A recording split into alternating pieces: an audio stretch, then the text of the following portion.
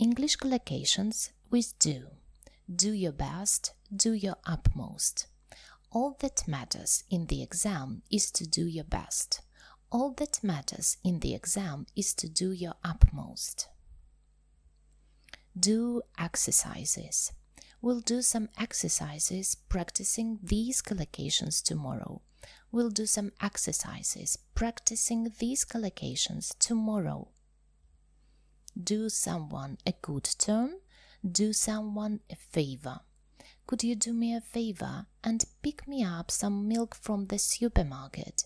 Could you do me a favor and pick me up some milk from the supermarket? Jess did me a good turn by lending me her car while mine was in the garage. Jess did me a good turn by lending me her car while mine was in the garage. Do harm. Changing the rules may do more harm than good. Changing the rules may do more harm than good. Do your hair. No, I'm not ready. I haven't done my hair yet.